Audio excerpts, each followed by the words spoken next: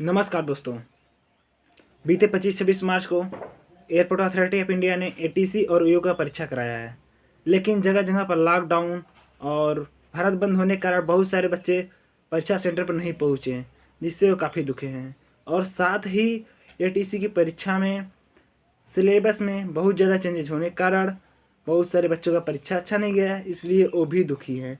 क्योंकि एटीसी में जो टेक्निकल पोर्शन होता है मैथ और फिजिक्स में, उसका सिलेबस तो बहुत बड़ा है, लेकिन केवल 3-4 टॉपिक से ही क्वेश्चन पूरे फिजिक्स और ऐसे ही सेम 3-4 टॉपिक से ही मैथमेटिक्स में ही क्वेश्चन आए हैं।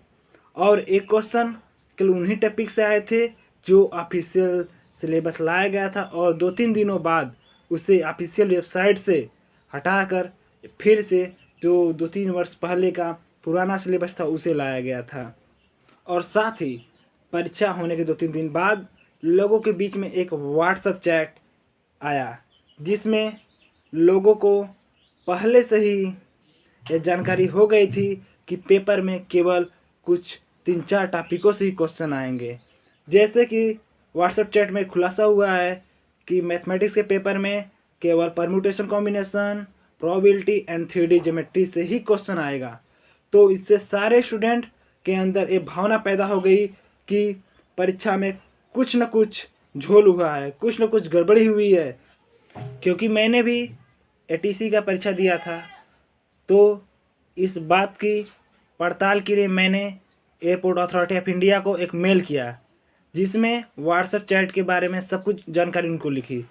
फिर उसके बाद कुछ घंटों बाद मुझे अथॉरिटी से एक मेल आया कि यदि आप स्टूडेंट हो तो अपना ईमेल आईडी, एप्लीकेशन नंबर और कॉन्टैक्ट नंबर मुझे दें।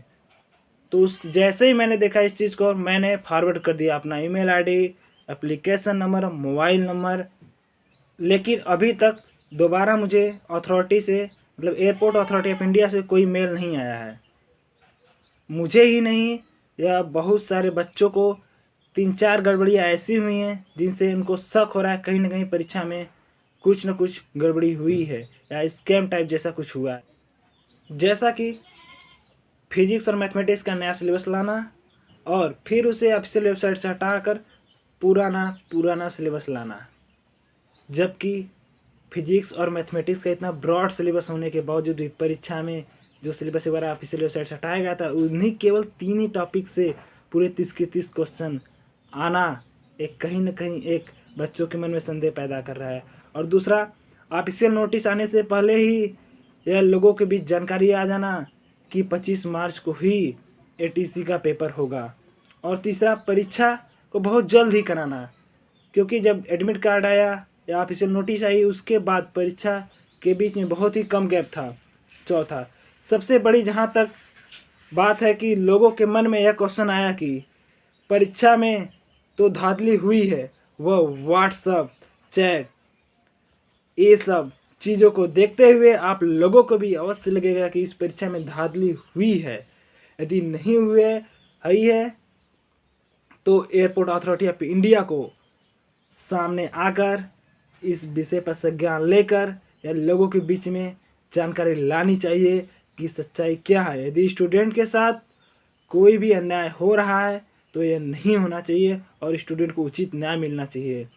और रही बात, यह एटीसी में ही नहीं हो रहा है, आजकल यह एक प्रचलन जैसा हो गया कि हर एक एग्ज़ाम में 1-2 बार तो कहीं ना कहीं धोखाधड़ी या स्कैम टाइप जैसा हो ही रहा है। इसलिए मैं फिर एयरपोर्ट अथॉरिटी ऑफ इंडिया को यह कहना चाहूँगा कि वो सामने आकर बच्चों को उचित न्याय दिलाएं।